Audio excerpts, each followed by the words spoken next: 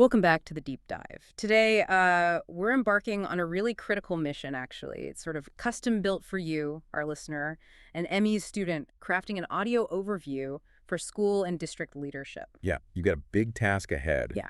articulating the path forward for learning skills development in Ontario. And it's a complex path, isn't it? The system's incredibly diverse. Leaders are caught between these, well, twin demands. Exactly. On one hand, you've got the non-negotiable need for policy compliance, accountability, Mm. pretty rigid stuff. And on the other, the absolute necessity for deep, adaptive, really human-centered change. It feels like a real tightrope walk. It absolutely is. Yeah. And, the current moment in education demands a fundamental evolution in what we even mean by leadership. So it's not enough just to be a good manager anymore. Yes. Supervising, handling logistics, making sure you're aligned with board directives. Well, that management piece is crucial, don't get me wrong. It's part of the job description, right, under the Education Act.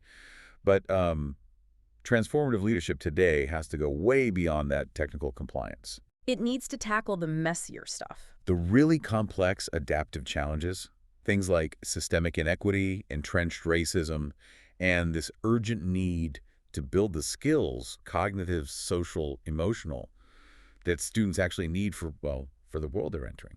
That distinction you just made, managing technical problems versus leading adaptive change, that feels like the absolute heart of the challenge for our listener, for you.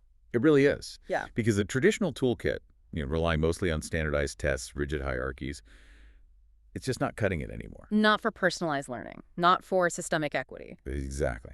So our mission today in this deep dive is to try and synthesize three critical lenses. When you weave these together, they become, almost a prerequisite for modern leadership in Ontario. Okay, what are these three lenses? First, the structured accountability of the Ontario Leadership Framework, the OLF. We have to start there. Okay, the structure. Second, we blend that with the radical human-centered insights from street data. This is all about intentionally centering those marginalized voices. Human-centered. Got it. And finally, we filter everything through the, frankly, urgent ethical drive of anti-racist and equity strategies. Structure, human insights, and ethical drive.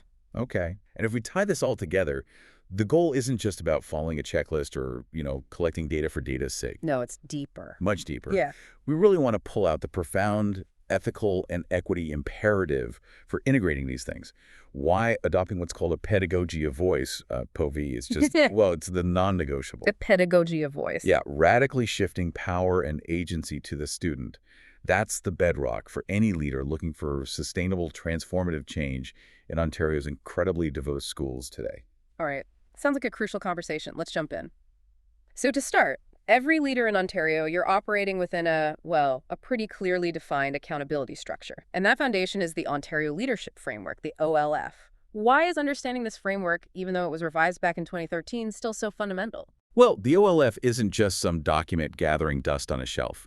It's meant to be a compact, practical guide, grounded in research outlining what effective leadership looks like here. Okay. Its real strength, especially for system leaders like the ones you're addressing, is that it enforces a common leadership language. A common language. Why is that so important? Because that shared vocabulary is absolutely essential for high-quality professional learning. It makes sure professional dialogue is actually productive, not just people talking past each other. And it helps standardize how we recruit, develop, and appraise leaders at all levels. So it creates coherence across the system. Exactly. Systemic coherence. That's the goal. And within that coherence, the OLF gets pretty specific about personalization and equity, doesn't it? There's that key component. Reaching every student. What demands are really packed into that phrase? Reaching every student is basically the OLF's mandate for precision and personalization.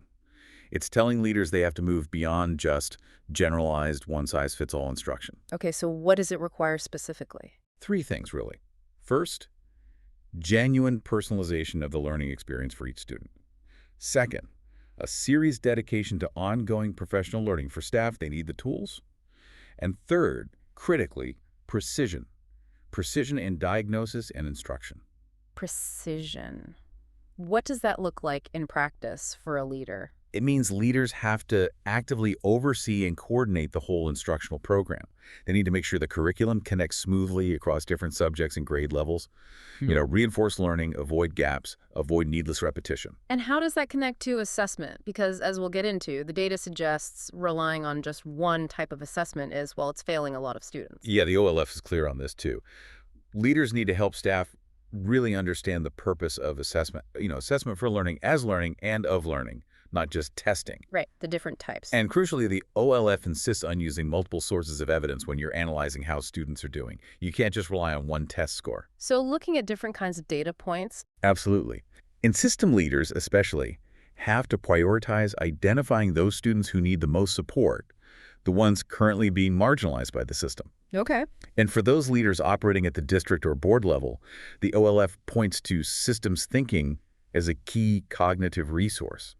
That's huge. Systems thinking, let's pause on that for a second, because if you're a system leader trying to drive complex change, seeing how all the pieces fit together, policy, practice, resources, that ability seems vital. It's absolutely critical. Systems thinking means leaders need to develop and implement improvement plans for the board, for schools, interactively, collaboratively. Not just top-down directives. No. It means aligning everything, organizational structures, how money is allocated, professional development, directly with those specific improvement goals.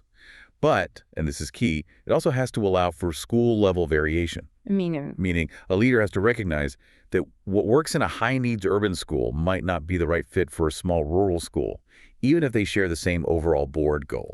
So context matters. Immensely.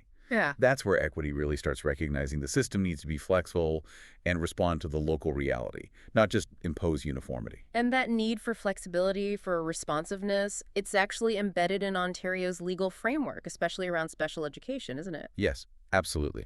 The Education Act is very clear. Special education programs must be based on and modified by the results of continuous assessment and evaluation. So that continuous assessment loop isn't just good practice, it's legally required. It defines the program. Precisely. It's the structure itself. And that leads us straight to the policy definition of equity in Ontario, which often gets misunderstood. How so? Well, the policy defines equity as fair, inclusive, and respectful treatment of all people. Standard enough. Yeah. But then it explicitly pushes back against the idea of simple equality. Okay. It states that equity does not mean treating people the same without regard for individual differences. That's a really powerful, intentional distinction. So it's not about giving everyone the exact same thing. No. It forces leaders to ensure that resources, teaching methods, assessment practices, everything are actually responsive to need, not just uniformly handed out. It's about fairness, not sameness. And this shift from just equality to active responsiveness, that's driven by the Learning for All policy, right? Which guides assessment and instruction. How does that policy help meet diverse needs? Learning for All is really the practical how-to for applying those equity principles in the classroom. It relies heavily on two big interconnected approaches. Which are? Universal Design for Learning, UDL, and differentiated instruction, DI. Okay, break those down quickly. Sure.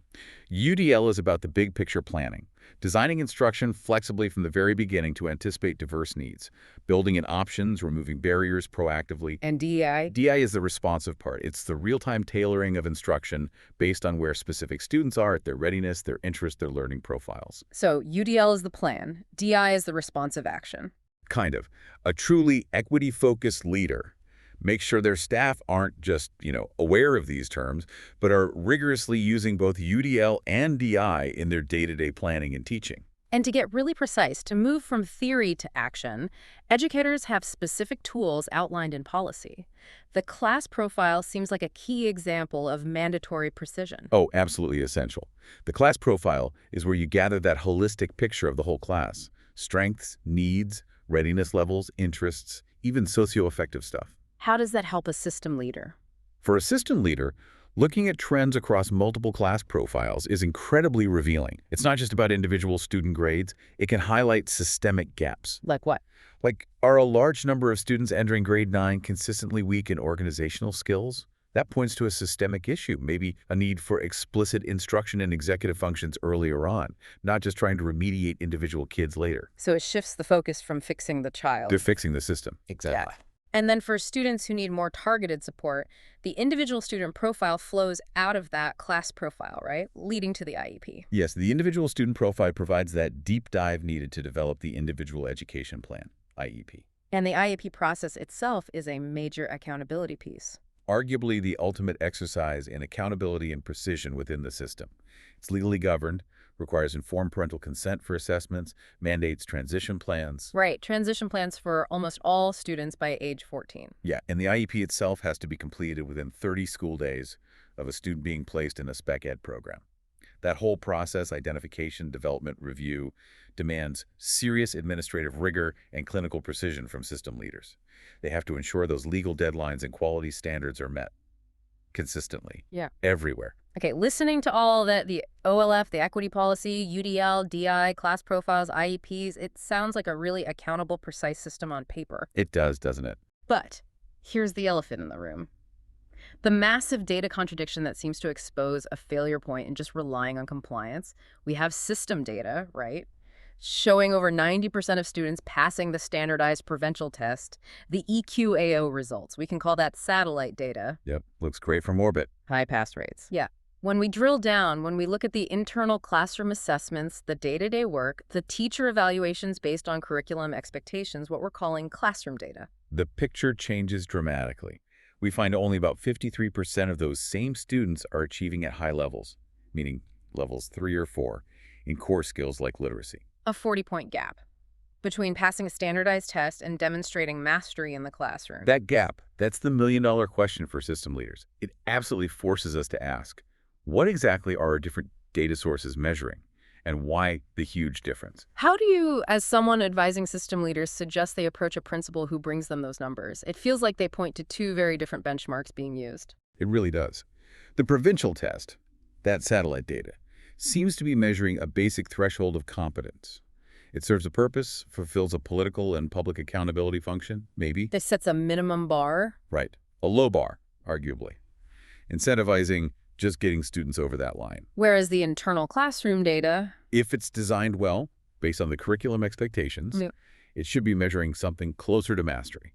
Higher level thinking, sophisticated skills, complex application. so the discrepancy suggests what? It strongly suggests we might have a system that's become very good at achieving technical compliance, getting kids to pass the test, but is potentially failing, maybe even miserably, at fostering genuine mastery and the adaptive competencies students actually need. What are the systemic pressures or reasons behind this gap? It can't just be individual teachers grading differently, can it? No, it's deeper than that. There are definitely systemic roots. First, there's often immense pressure for superficial achievement.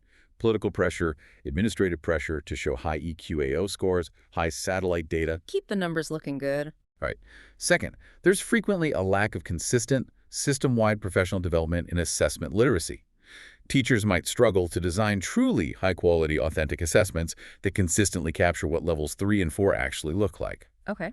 And third, there's the fear factor, the fear of accurately reporting low grades. Fear. Yeah. A teacher or a principal who reports that only 53% of their students are truly meeting mastery standards might feel vulnerable, scrutinized, blamed, which can unfortunately lead to grade inflation or subconsciously lowering classroom expectations just to avoid conflict or negative attention. So the leader's role here is? The leader's job is crucial to create a culture of psychological safety, a culture where accurate, honest classroom data isn't seen as failure, but as essential diagnostic information we need to improve teaching and learning. Okay, so the OLF and the policy requirements give us the structure, the map. But this data contradiction clearly shows the map is incomplete. It's signaling that leadership needs to look beyond those easily measured numbers. Exactly. We need to find the real human story behind the data. And that need, that imperative to look deeper, is the perfect pivot point into our next segment. The ethical imperative of humanizing data through street data. So that really stark data contradiction we just discussed, that huge gap between the technical compliance suggested by satellite data and the often much lower rates of mastery seen in classroom data that serves as our jumping off point here. Right. The OLF demands precision, it demands personalization. But to actually achieve that in a meaningful way, we have to move beyond just the quantitative, often generalized, often lagging satellite data. We need something more immediate, more contextual. Exactly. We need to embrace the qualitative, the contextualized, the deeply human-centered research approach known as street data. Street data. Now, this isn't just about collecting a few anecdotes here and there, is it? No, it's much more rigorous and, frankly, more radical than that. Street data is framed as a decolonizing form of knowledge. Decolonizing. How so? Because it intentionally pushes back against the historical, Western-centric overemphasis on purely empirical, quantifiable, scientific data, the kind of data that is often ignored, excluded, or outright invalidated the knowledge and experiences of marginalized groups. So it values other ways of knowing. Yes, it actively elevates non-Western ways of knowing. The indigenous oral traditions, Afrocentric perspectives, the rich lived experiences of students and families themselves. It honors knowledge that comes through narrative, through relationship, through community wisdom. So if satellite data tells us what happened, the test score, the attendance rate street data helps us understand the why and maybe even how it feels to be in the system. Precisely. It emerges directly from human interaction. It requires leaders and educators to get down to the ground level, to intentionally seek out and listen to the voices that are least heard, the students and families most marginalized by the status quo. It sounds like the complete opposite of what's sometimes called the pedagogy of compliance. It really is. Street data forces leaders to listen deeply to the symptoms of suffering within the system. Why is that student always late? Why are Black students disproportionately suspended? Satellite data just gives you the number: tardiness, suspension rate. But street data gets at the cause. Street data, gathered through genuine conversation, through empathy, might uncover things like systemic racism experienced in the classroom, hidden bullying, family crises, transportation issues, food insecurity. Things the numbers alone will never tell you. And that's essential for equity, right? Diagnosing the root cause, not just reacting to the symptom. Exactly. You can't fix a problem if you don't truly understand it from the perspective of those most affected. Now, making this shift from a purely compliance-driven mindset to one focused on humanization and root causes, that sounds incredibly difficult for leaders trained in traditional ways. It needs a framework. It does. It's adaptive work, not technical work. The source material proposes the Equity Transformation Cycle, ETC, as a guide. It's explicitly nonlinear, built around 4 core values or mindsets. Nonlinear is important, meaning it's not a simple checklist. Not at all. It acknowledges that this kind of change is messy, it's complex, it often involves setbacks. You cycle through these mindsets constantly, reflecting, adjusting, learning as you go. Okay, let's walk through the 4 mindsets. What's the first one? The first, and arguably the foundation for everything else, is listen. Mindset of radical inclusion. Radical inclusion. Equity transformation always starts with listening. How does a leader ensure they're doing this radically? It's easy to say, I listen. Radical inclusion means going beyond just hearing. It means deep listening, using your whole self, physically, emotionally, cognitively, even spiritually. And crucially, it means prioritizing the voices that the existing power structures tend to silence or ignore. So intentionally seeking out the students, parents, community members who aren't usually at the table? Yes. It's about building relational trust, creating spaces where people feel safe enough to share their truths, their pain, their experiences of marginalization. For leaders, this means being fully present, suspending judgment, holding space for discomfort, theirs and others. It's not just listening to the loudest voice or the most senior person in the room. Absolutely not. If a leader only listens to the usual suspects, they're just reinforcing the existing inequities.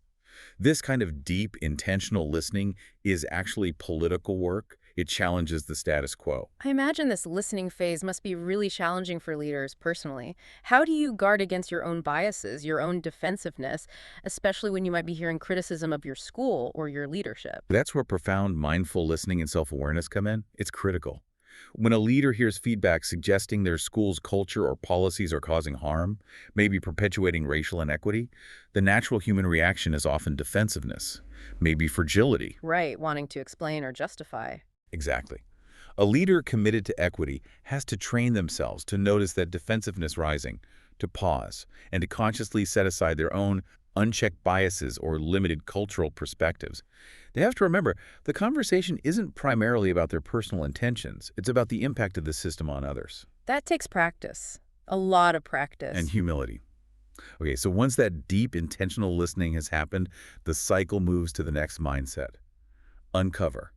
Mindset of curiosity. Uncover. So this is the diagnostic phase. Yes, This is where you take the rich street data you've gathered and you work collaboratively, ideally, with diverse teams, including staff, students, parents, community members, to probe beneath the surface. To find the root causes. To find the root causes of the equity challenge you identify through listening. You're moving beyond the obvious symptoms. So if the street data reveals that Indigenous students feel invisible in the curriculum, The question isn't just how do we add more Indigenous content?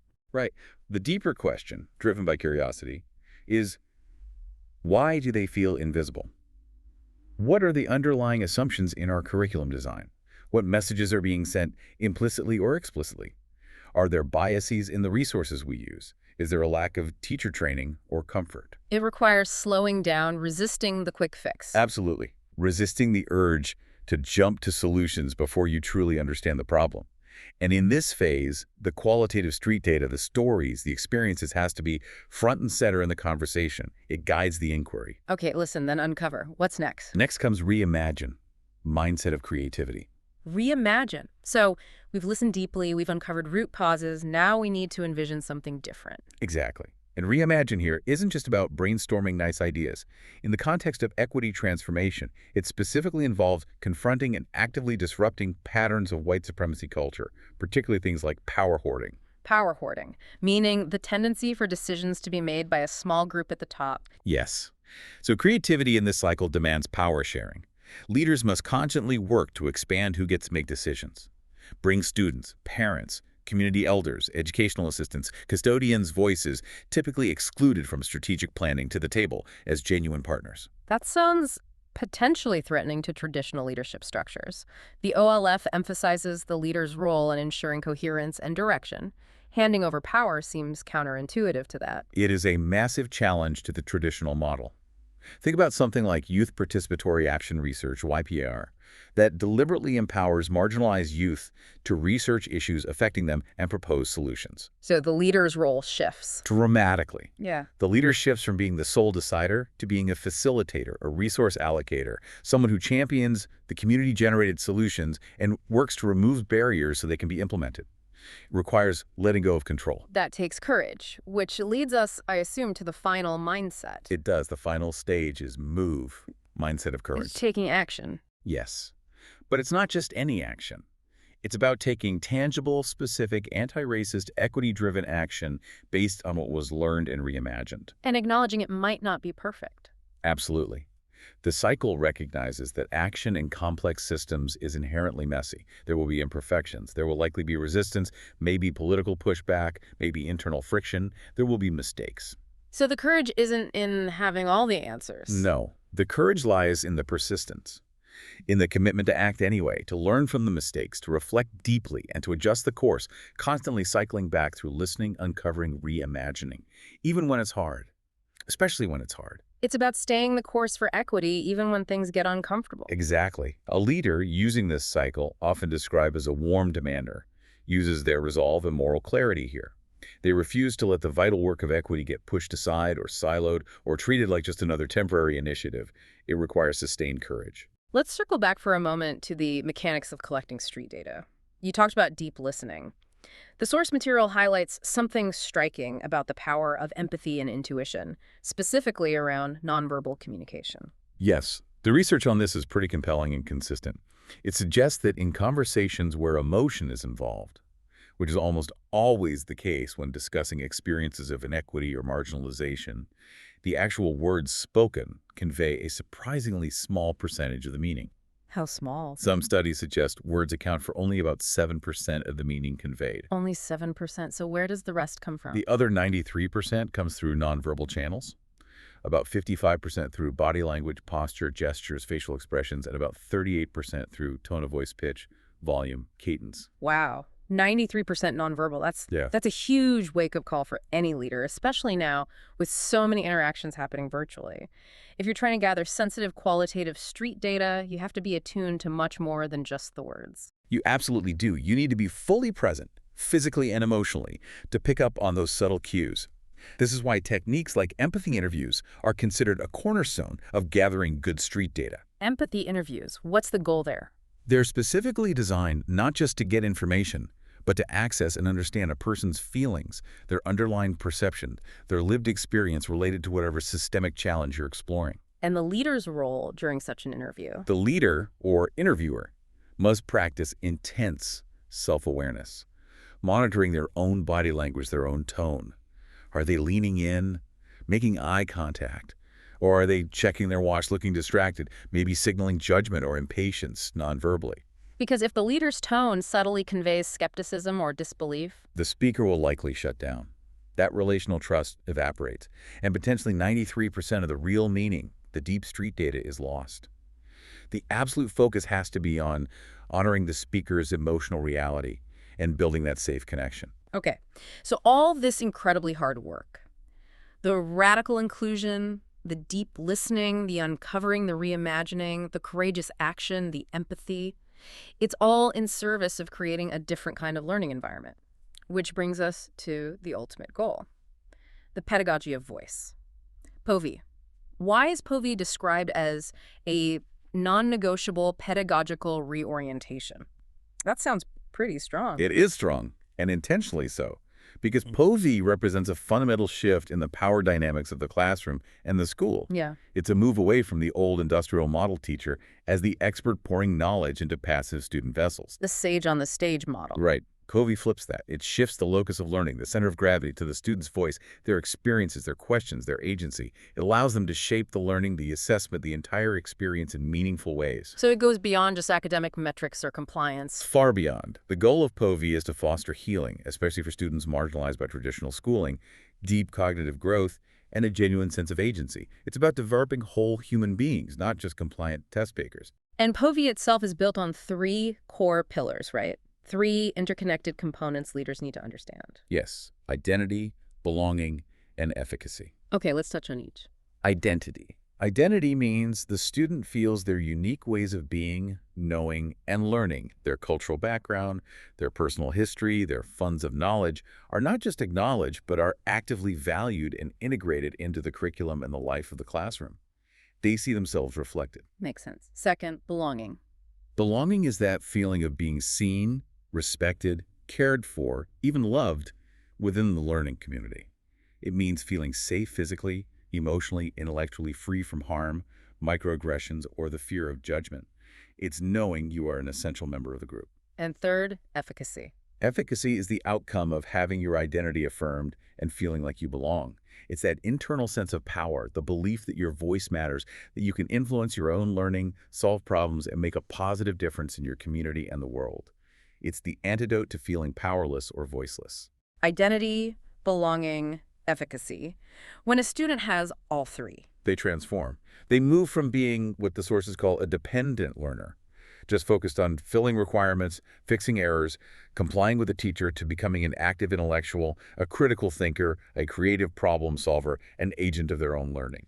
the source material actually gives some very concrete, simple rules for educators trying to put POVI into practice. And these rules seem designed to directly challenge traditional classroom structures. They really do. Yeah. They force a confrontation with the way things have always been done. Things like talk less, smile more. Meaning the teacher yields the floor. Exactly. Cede instructional dominance.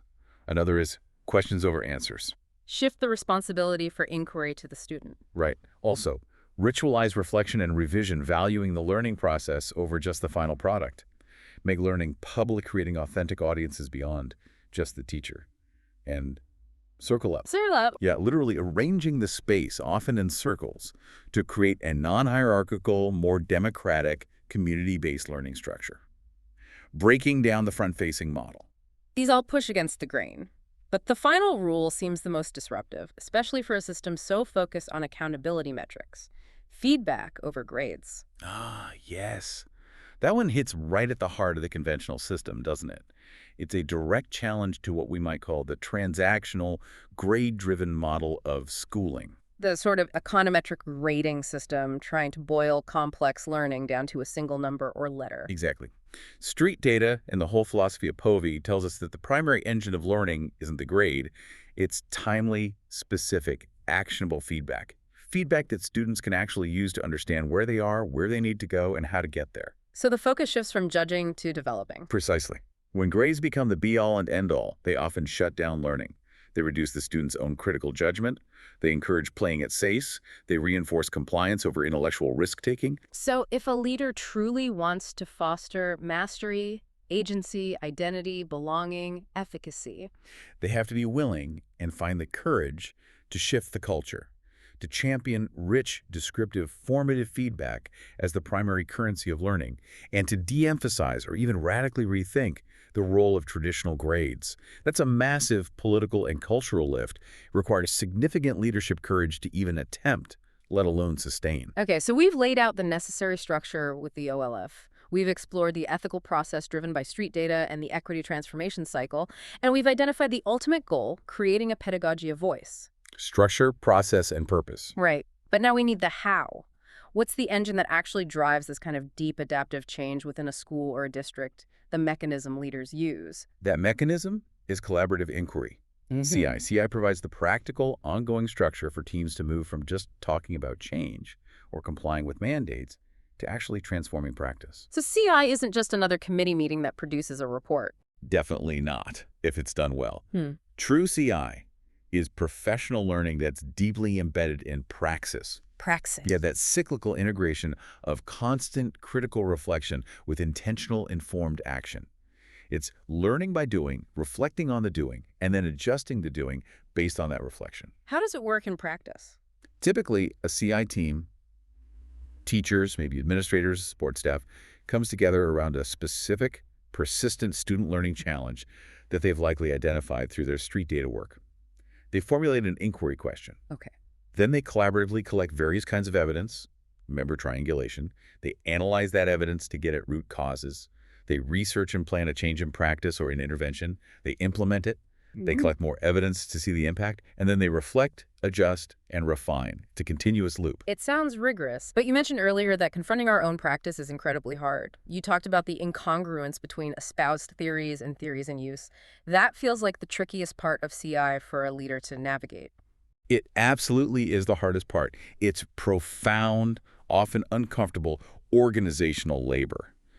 That incongruence is the gap between what we say we believe are espoused theory. Like, we believe all students can learn at high levels. Right. That's what we say, what's maybe written in the school improvement plan. But then our theory in use, what we actually do, revealed perhaps through classroom observations or analyzing student work patterns, might show that in reality, we only provide challenging tasks to the top 20% of students, or we grade certain groups of students more harshly. Uncovering that gap must challenge deeply held assumptions. Deeply held, often unconscious assumptions. And it bumps up against what are called organizational defense routines. Defense routines, what are those? They're the things we do, often without realizing it, to protect ourselves or the group from potential embarrassment, threat, or discomfort. Like subtly blaming students or families for poor results instead of examining our own teaching practices. Or avoiding difficult conversations about race by saying, we don't see color. So when CI starts pushing teams to look honestly at their own practices and the impact of those practices, It can feel very threatening. People naturally resist. They get defensive.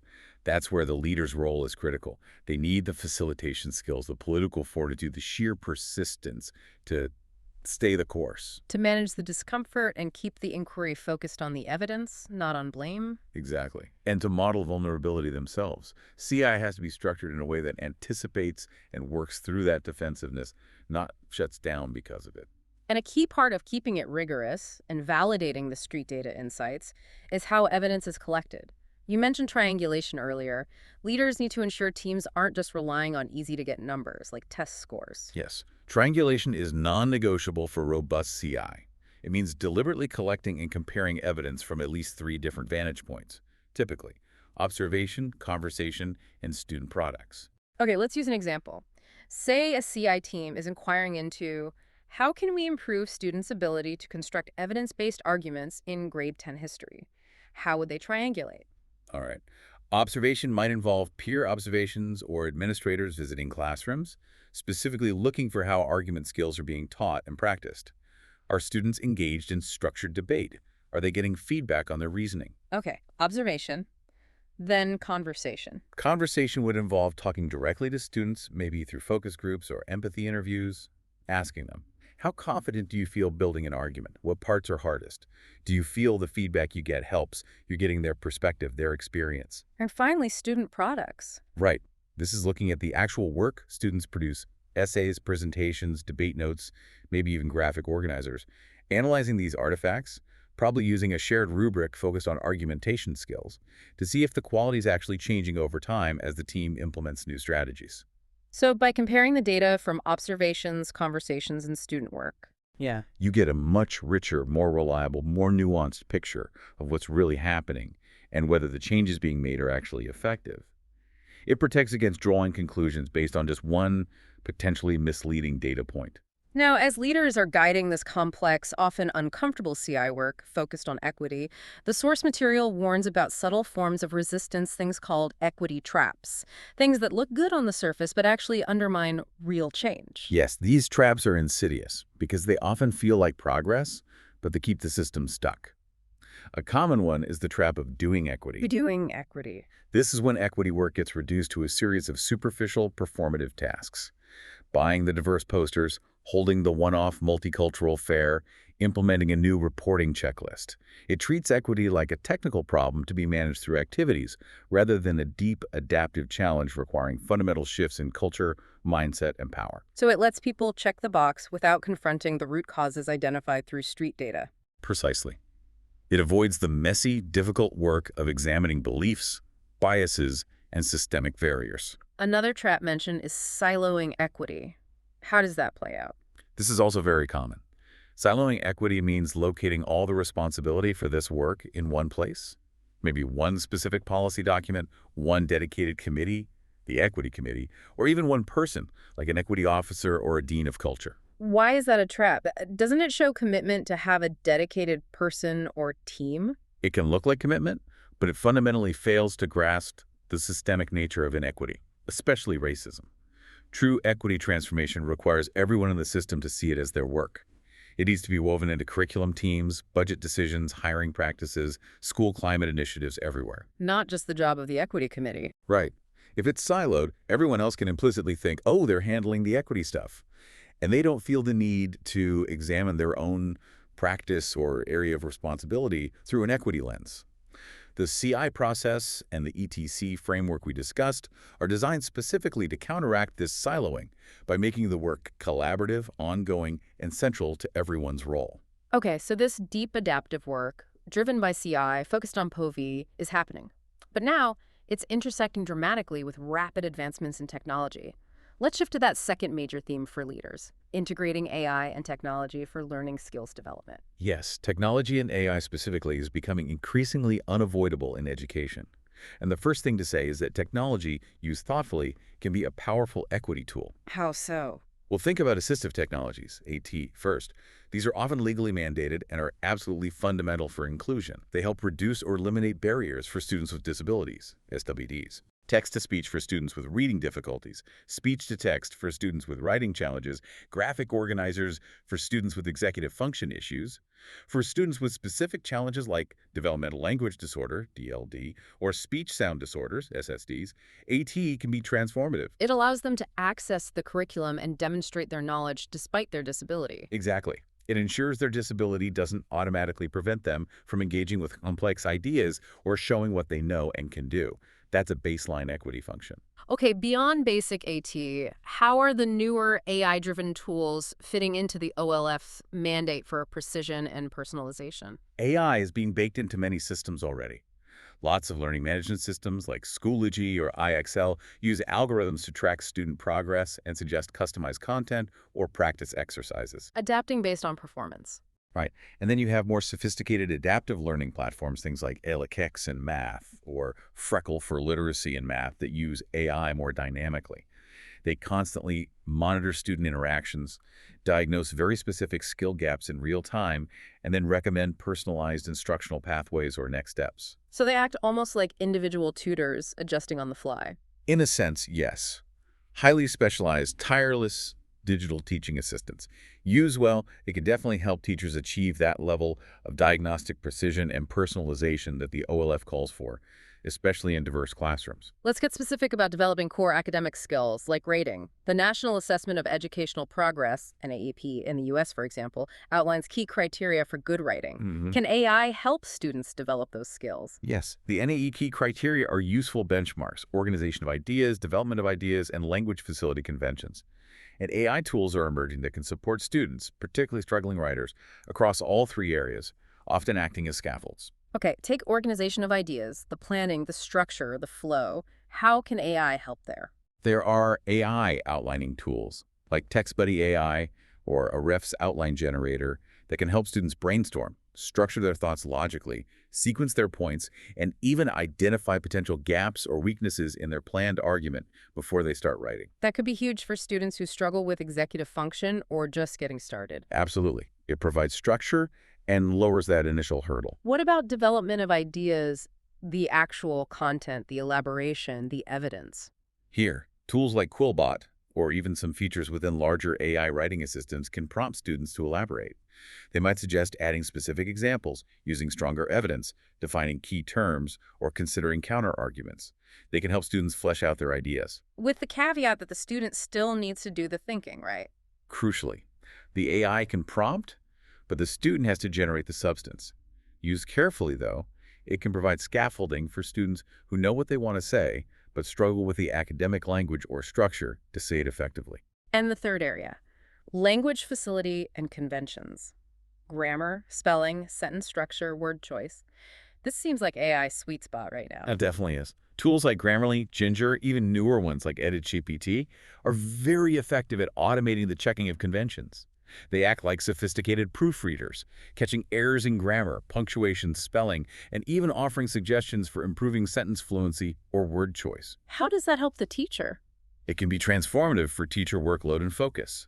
By automating much of the basic error correction, it frees up the teacher's time and energy during feedback to focus on the much more important, higher-level aspects of writing: the quality of the ideas, the strength of the argument, the critical analysis, the development of the student's unique voice. Which connects back to pedagogy of voice. Exactly. Less focus on surface errors, more focus on meaning and impact. Okay, but introducing all this powerful technology, especially AI, brings a huge new responsibility for leaders, doesn't it? Something non-technical.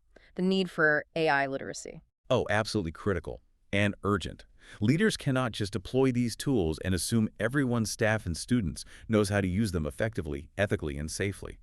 AI literacy needs to be explicitly taught, integrated into curriculum, and probably even assessed. What does AI literacy entail? It's generally defined as having the knowledge and skills to understand what AI is and isn't, how it works at a conceptual level, how to use specific AI tools effectively for learning, and, crucially, how to critically evaluate AI outputs and the ethical implications of AI systems. So leaders need to mandate professional learning around this, not just how to click the buttons. No, much deeper.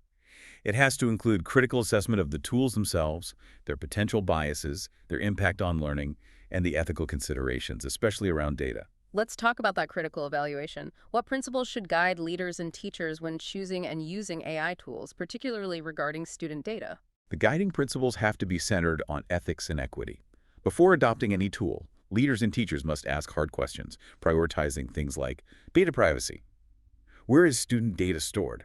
Who owns it? Is it secure? How is it being used? Is it being sold or used for training algorithms in ways we don't know about? Okay, privacy. What else? Use. How exactly does the algorithm work? How does it make decisions about learning pathways or feedback? Is it transparent or a black box? Does it potentially reinforce existing biases? Accessibility. Is the tool accessible to all students, including those using assistive technologies? Does it meet accessibility standards? And purpose. What is the actual pedagogical purpose? Does it enhance learning in ways that align with our values, like POV, or does it just automate tasks or promote passive consumption? So, prioritizing fairness, trustworthiness, transparency, safety. Over just the shiny new features or promises of efficiency. And this connects directly back to legal obligations in Ontario, doesn't it? Things like MFIPA, the privacy legislation. Absolutely. Leaders have a legal duty of care regarding the collection, use, disclosure, and storage of student personal information. When using third-party AI vendors, especially those based outside Canada, leaders must be incredibly vigilant. Contracts need rigorous review regarding data sovereignty and privacy protections. And consent. Consent is paramount. The same principles of informed parental consent that apply to traditional assessments or special education services under the Education Act must be rigorously applied to any AI tool that collects or analyzes sensitive student data for assessment or personalized learning. Parents and students need to understand what data is being collected and why. The technology must serve the student's best interests, ethically and legally. So we've got the policy, the structure, OLF, we've got the humanizing process, street data, CI, we've integrated the technology, AIAT. But after all that, we're still left with the most crucial and perhaps hardest part, applying human judgment and ethical oversight. How does a leader ensure that human element isn't lost amidst the data and the algorithms? That's the core challenge of modern leadership, isn't it? Technology, including AI, is only a tool, a potentially powerful one, but still just a tool. It is not a solution in itself. It can't replace human connection, empathy, ethical reasoning, or pedagogical judgment. So the leader needs a way to keep that human judgment front and center. Yes.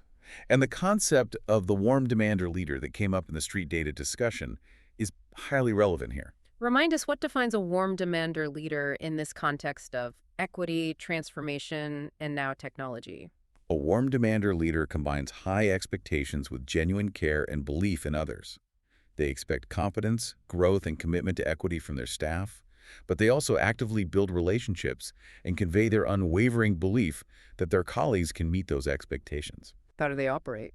They use street-level data, they engage in adaptive coaching, they facilitate difficult conversations, they build relational trust. They don't shy away from challenging practices that perpetuate inequity, but they do so with empathy and support. The idea was calling folks in and up to the work of equity, rather than just calling them out. Exactly. It's about Okay. building capacity and collective efficacy. They affirm the difficulty of the work, validate people's experiences, especially those feeling vulnerable, but they hold firm to the moral purpose. This kind of leadership driven by moral clarity, empathy, radical inclusion is what provides the necessary human oversight for technology. AI can help manage the technical problems, maybe analyze large data sets, but only the human leader, guided by ethics and street data, can navigate the complex, adaptive challenges of equity and truly foster a pedagogy of voice. The tech serves the human, never the other way around. #Chag outro. So we started this deep dive acknowledging the complexity you face as an MED student tasked with outlining transformative leadership for learning skills in Ontario. We saw that stark gap, that 40-point contradiction between technical compliance and genuine student mastery. Yeah, a gap that signals the limits of just following the old playbook. And our synthesis today suggests that real transformation happens when you intentionally weave together that necessary structure with deep humanity. Exactly. The Ontario Leadership Framework, OLF, gives you the essential structure, the accountability benchmarks, that common language the system needs. It's the foundation. But it's not enough on its own. No. Then you need street data and the equity transformation cycle, ETC. That provides the adaptive process, the way to inquire, to humanize the data, to relentlessly diagnose the root causes of inequity by listening, really listening, to the voices at the margins. Structure, process, and the purpose. And the pedagogy of voice, Sofeli, delivers that essential purpose. It's about liberating student agency. It's about confronting systemic inequities head-on by intentionally fostering identity, belonging, and efficacy for every single student. That's the why. It's clear that this kind of transformative leadership is incredibly demanding work. It's not a simple technical fix you can just delegate or automate with a new piece of software. No, it's fundamentally adaptive work. It requires persistence, real courage to look at uncomfortable data and incongruent practices, and the humility and willingness to share power to radically expand who gets to be at the decision-making table. And while AI tools can be powerful assistants in this work, they must never replace the leader's ethical judgment, never replace empathy, never replace that commitment to radical inclusion and human connection. That human oversight is paramount. So building on that, there's a core shift in mindset here, isn't there? The source material argues pretty strongly that challenging behavior or academic struggles should be viewed primarily as a deficit of skill, not a lack of will. Yes, a crucial reframing. It implies the solution isn't punishment or blame, but collaboration, explicit skill building, problem solving, and flexibility from the adults in the system. Which leads us to a final provocative thought for you, our listener, to take away and reflect on. If your ultimate goal as a leader or someone influencing leaders is genuinely to foster mastery, belonging, identity, and efficacy, the heart of POV, then what one immediate concrete action will you commit to taking in the next week? One action to deliberately prioritize gathering that qualitative human data, that street data. Maybe it's scheduling just 2 or 3 genuine empathy interviews with students or families whose voices aren't often heard. An action that puts the human story ahead of the easily quantifiable metrics for a moment. An action ensuring that technology, including AI, remains a tool in service of the student's voice and agency, rather than subtly controlling or silencing it. What's that one action? Think on that. Let that question guide your next steps in your leadership praxis. We really hope this deep dive has given you a solid foundation, blending structure, process, and purpose, along with the ethical imperative you need to drive your important project forward.